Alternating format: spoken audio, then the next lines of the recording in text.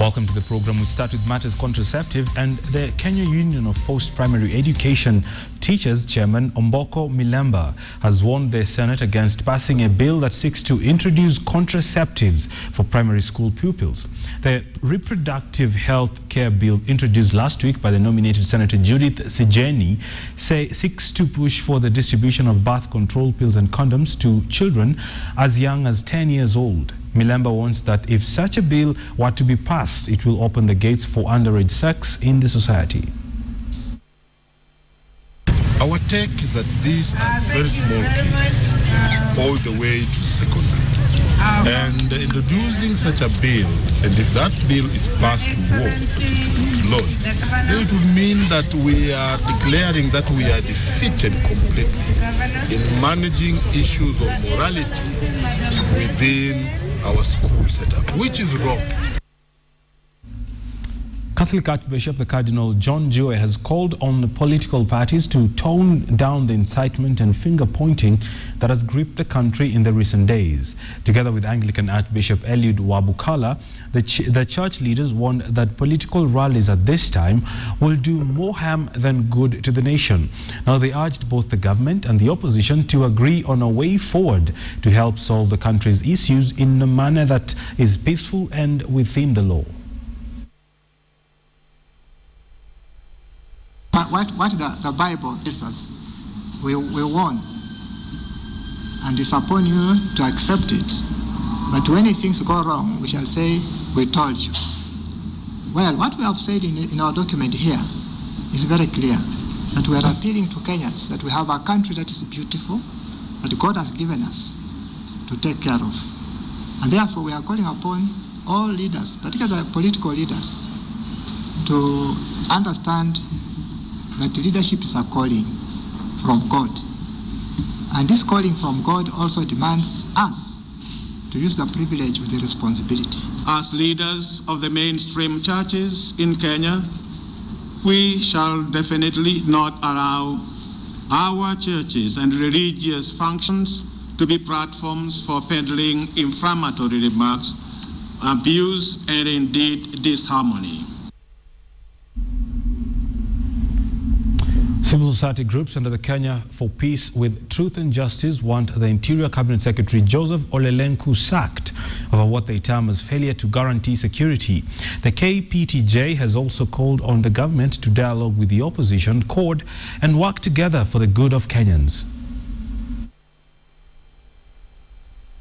We call for, 1, the immediate and thorough review of the country's top security establishment, which has clearly failed in the government's core mandate of guaranteeing the constitutional right to security for all Kenyans. In particular, we call for the resignation or sacking of the Interior Secretary, Cabinet Secretary Joseph Olelenku, and other top security personnel who must take responsibility for multiple failures that led to the Mpeketoni attack and other attacks that have led to loss of life and property throughout the country. We support a public and all-inclusive and structured national dialogue in accordance with the principle of public participation that is enshrined in the Constitution. Let's now go to a matter that has been on the headlines recently. The Kenya Wildlife Service wardens in Taita Taveta County have killed 3 suspected poachers in Murka area of Tsavo West National Park. The 3 were cornered following a tip-off from members of the public. The suspects were allegedly found with 4 tusks suspected to have been harvested from 2 elephants killed a fortnight ago. KWS also says they found 1 rifle, 7 rounds of ammunition and 3 poisonous arrows and an axe on the suspects. The KWS officer in charge of the Tsavo West Park, Stephen Kiva, has requested for more officers to be deployed in the park to protect endangered wildlife. This comes barely 3 weeks after poachers killed one of Kenya's biggest elephants, Satao. Recently, on Monday, we received a report that 2 elephants were gunned down within Jipe area, and before they removed the tusks, we are able to go and recover the 2 tusks. Yes, KWS would request for additional staff to do away with these challenges. At least we would require a number which would cover effectively the whole of the park. Well, it's Friday, so let's have some rather good news. And the first winner of the Saka Chapa treasure hunt by Radio Maisha, Lucas Nyongesa, collected his award of 100,000 bob at the Standard Group Centre this morning.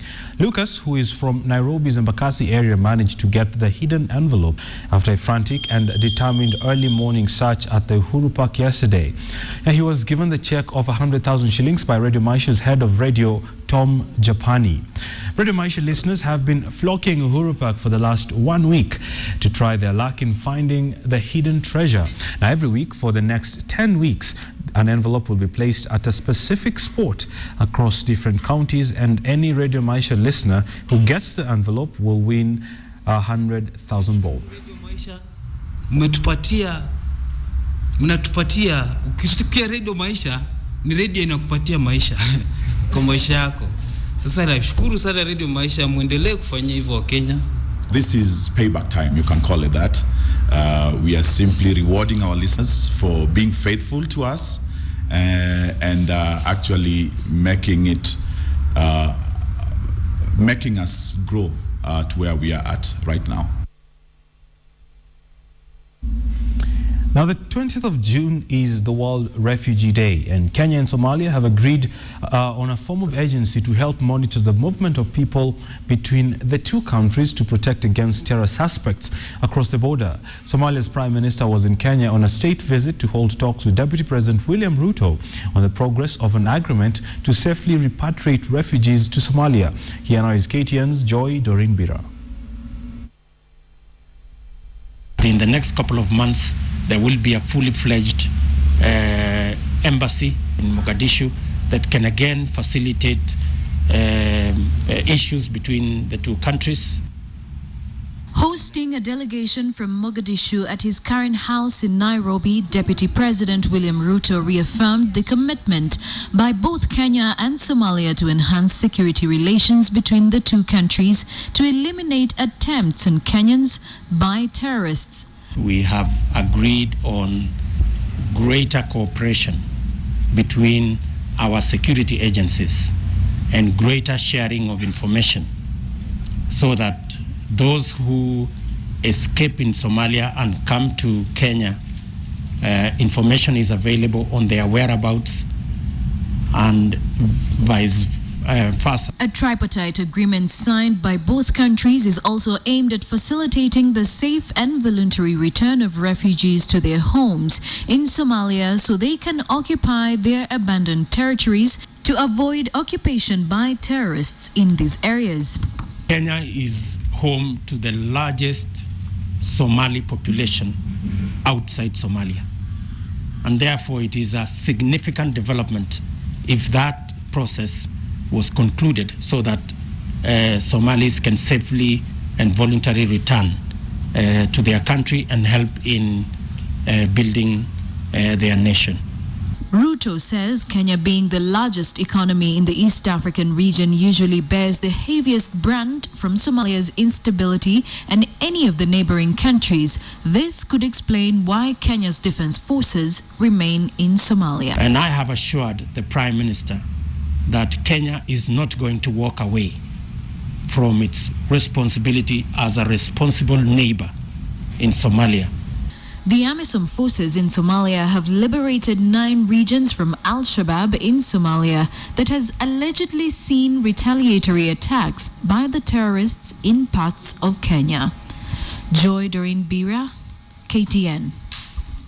Great. We'll shift gears a little bit and talk matters. America and the United States of America has cut aid to Uganda and imposed visa restrictions and cancelled a regional military exercise in response to Ugandan law that imposes harsh penalties on homosexuality. Now, in a White House statement released on yesterday, US said the sanctions are intended to reinforce support for human rights for Ugandans regardless of sexual orientation. Now, Ugandan President Yoweri Museveni, despite the condemnation by the Western donors, signed the anti-gay bill into law in February, imposing jail terms of life imprisonment for aggravated homosexuality. The law that also criminalizes lesbianism and sex with minors, while HIV positive, has sparked debate across the world over the violation of basic human rights.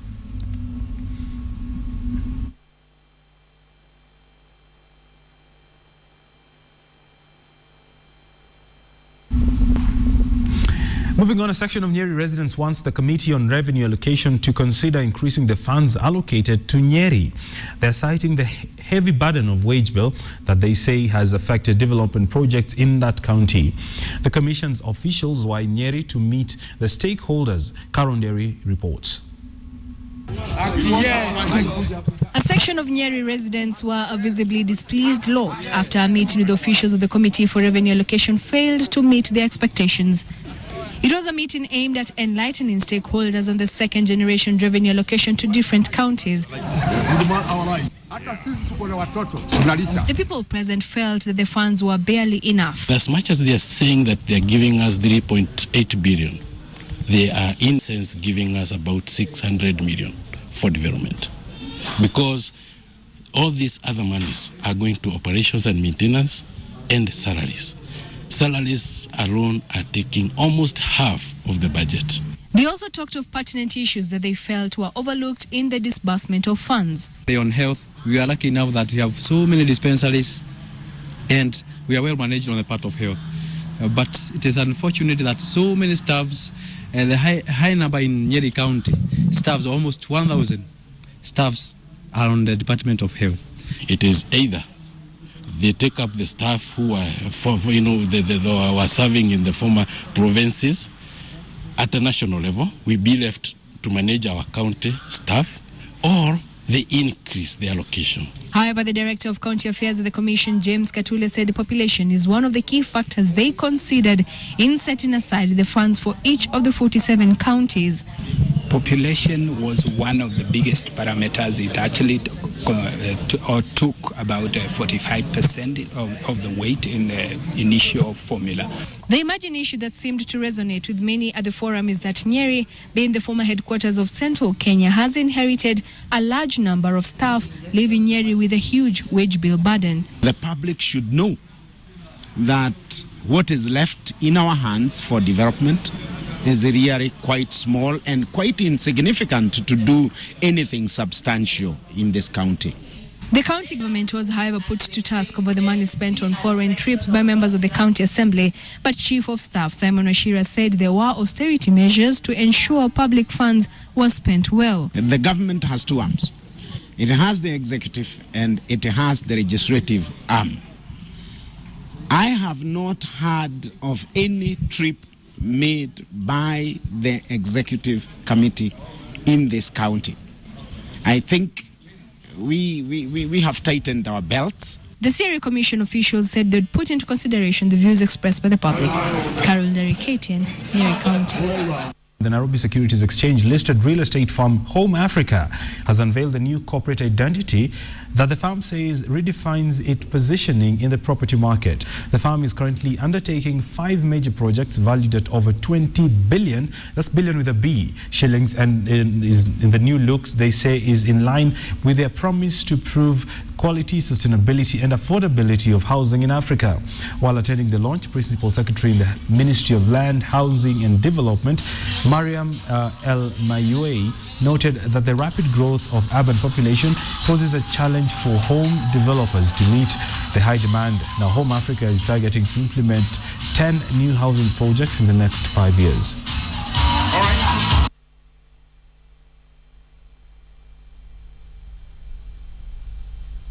As you know, a brand is not a logo. It's not what we're going to be showing you in terms of the signage, but it's a promise made and a promise kept. And that is our renewed commitment to you. Indeed, there is opportunity, and it is time that as a sector, we start to market and open up for greater participation as there is capacity. Well, that's all the time we had for you on KTN News Desk as the world celebrates World Refugee Day. My name is Tunya. Good afternoon.